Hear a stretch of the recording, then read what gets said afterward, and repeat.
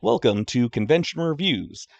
Today we'll be talking about Animate Raleigh 2024.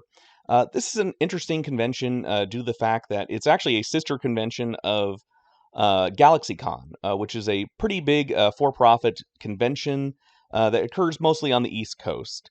And the thing that makes this convention pretty special is the fact that not only is this happening the first week of the year, but this convention also focuses mostly in animation compared to GalaxyCon, which is sort of an all gens convention scene. So I attended this convention 3 days throughout the con, so Friday, Saturday, and Sunday. And, relatively speaking, it was a very interesting convention to say the least. Due to the fact that, I do attend GalaxyCon and Animazement, which also occur in the same convention center in downtown Raleigh. The thing that I actually found really interesting about it is the fact that they really did have a wide variety of different events going on there, from wrestling to a miniature game room that was pretty well spread out.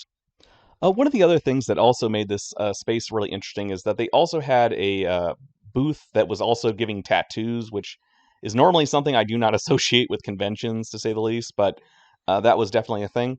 But the thing is that, these conventions are pretty much built around one purpose, which is bringing in high profile guests that a lot of smaller or more niche conventions can't really pull in.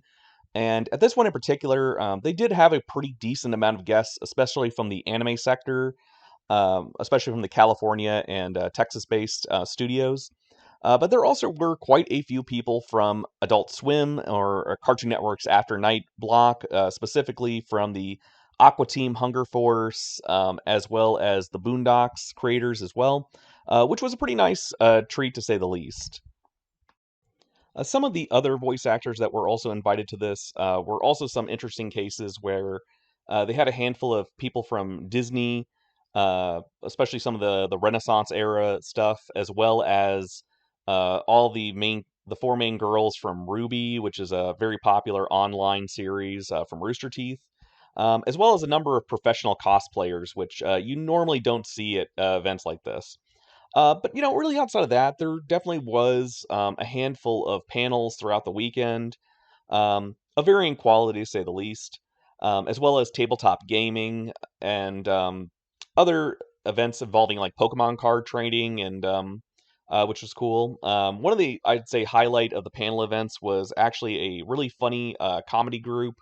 I think they were called like Pineapple Shade, uh, which was pretty interesting to say the least. They had some really great sketch comedy, but I will say that in general, the overall attendance was relatively low, which I guess to be in some ways is to be expected for a first year convention, especially one that's happening right after the holidays.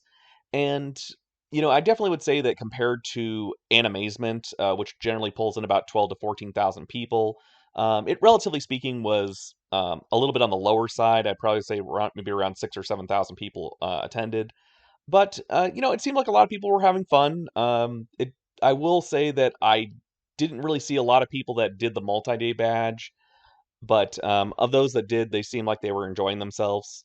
And the thing is, there definitely were some really interesting panels as well. Some of the big ones for me that was interesting was people talking about stuff from Hanna-Barbera and the Flintstones, and topics that I typically don't see at a lot of conventions that I attend personally, which definitely was a treat.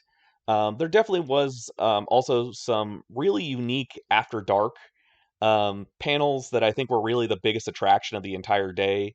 But I will say that even at like the most highest attended event there, it probably only about a third of the ballroom was filled up, which was a little bit disappointing in some regards. But once again, it is a first year convention, so hopefully in the future, Animate, steps things up, maybe does a little bit more diversification into some, bigger voice actors or some more people in like Nickelodeon or other parts of Cartoon Network or other pieces of animated pieces.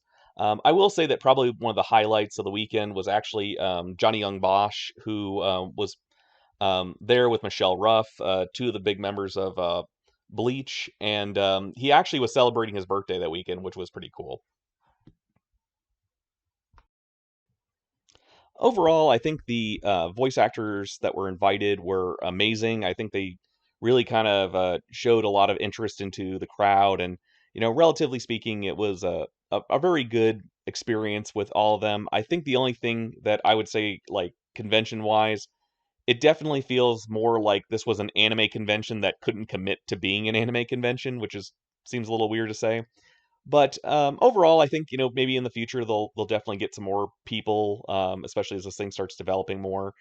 And I think that this thing could definitely turn into bigger if they keep investing into it. I think really my only real complaints about it was that some of the panels were a little bit weaker than I would see at a lot of other conventions. Which I don't know if this is a GalaxyCon thing or just a first year convention thing, but it definitely felt like the panelists that were invited were very kind of few and far between the good ones and the ones that were just kind of filling time, to say the least, which is a little disappointing, especially for people that are trying to make a 3-day weekend out of it.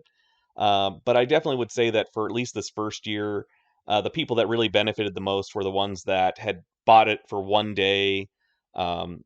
And that's about it. I honestly can't even say the VIP pass at this point in the game was really worth it compared to GalaxyCon. I really didn't see what the uh, financial advantage of it was outside of a couple of peak periods of the day, but for the most part, if you wanted to get signatures from people, you pretty much had carte blanche all day to do it.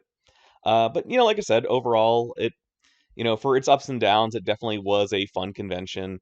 I'll be interested to see, what happens next year for their new guest lineup and, who they end up picking for musical guests, among other things. And I guess we'll just have to see. If anybody had any different reviews of the convention or different opinions, I'd really like to know what other people felt about this particular convention. Uh, Feel free to leave a comment and like and subscribe. Anyways, this has been Convention Reviews once again for Animate Raleigh 2024. Signing off.